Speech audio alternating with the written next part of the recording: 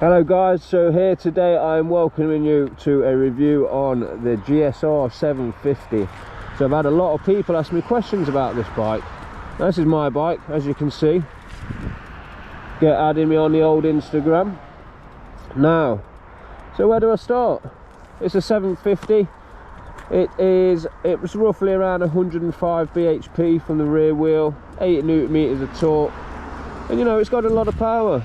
It does not lack in power. People say, will it keep up with the big bikes? Well, most definitely. I've recently just done a bit of a tour of Wales on it.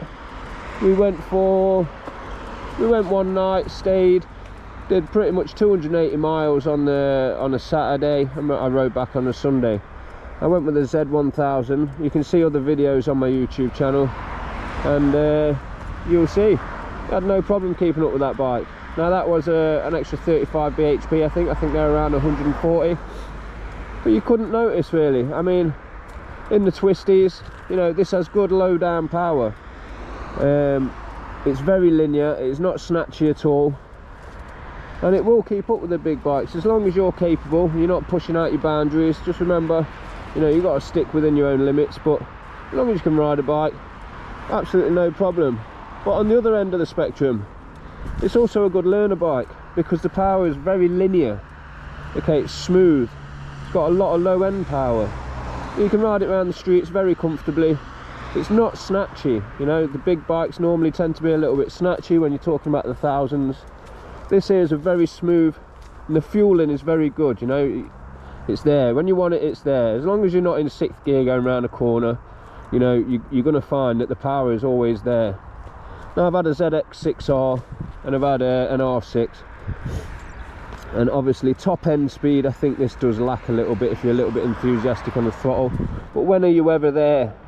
You know, in the twisties is where you want to be giving it a little bit of stink, if you like, and you'll find that this bike is very fun. So learner wise, if you're new and you want to get on the big bikes, most definitely I would highly recommend this. And I'm not just being biased because this is my bike, but it's a beautiful piece of art, isn't it? Look at it. Here's one sexy piece of kit. Okay, now I've got the RG case covers, crash bungs, MIV exhaust. I've put some different levers on because the standard ones are a little bit well, not to my liking. I've had a DO lever protectors. I do believe this is an aftermarket, but yeah, absolutely fantastic bike. Tyres wise, this did have Battleax tyres on, which are a sport tyre, but they'd rounded off over time. That's what happens.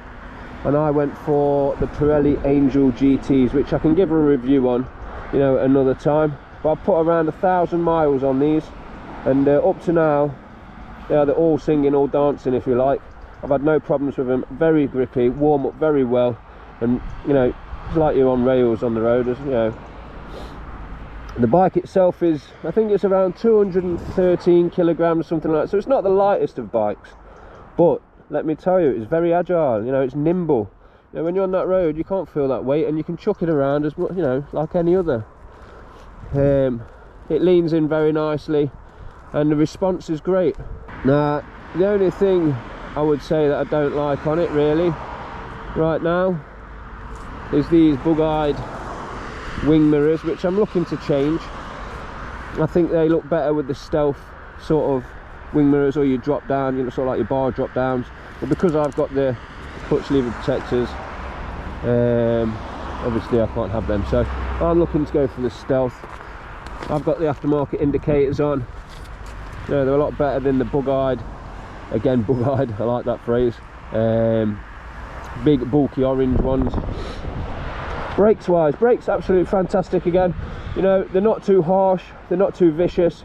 You do have to give them a bit of a squeeze, but you know, they're there. You've got dual disc on the front and you've got your single disc on the back. Now obviously this is a 750, so you know, it is going to keep up and with some of the bigger bikes, and it has got a lot of power, so you do have to respect it a little bit. But at the end of the day, you know, bike goes as fast as you ride it. I recently went to Wales. We did I did 12 hours on the saddle, and comfortability wise, not a problem at all. I mean, my bum started going a little bit numb towards the end, but you know, I'd say that's a pretty good position to be in after being on the bike for such a long time. It rode really comfortable and I had no issues at all. I think to a tank you can get, I mean, I'm roughly doing, I think I'm roughly doing around 51 miles to a gallon, 50 miles to a gallon. So you're looking at around, I think it's around, it said around 180 miles per tank. I'm not too sure on that. I couldn't quote it. I've not tried that, but you know, that's pretty darn good really for the kind of performance you're getting out of this thing. So let's start it up. Let's see what she sounds like.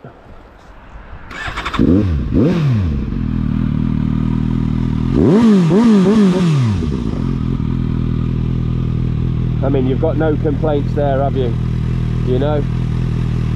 So all in all, guys, my personal opinion, and I'm not being biased, as I said, because this is my bike, is an absolutely fantastic bike for a learner, for someone that has experience, or just a general commuter.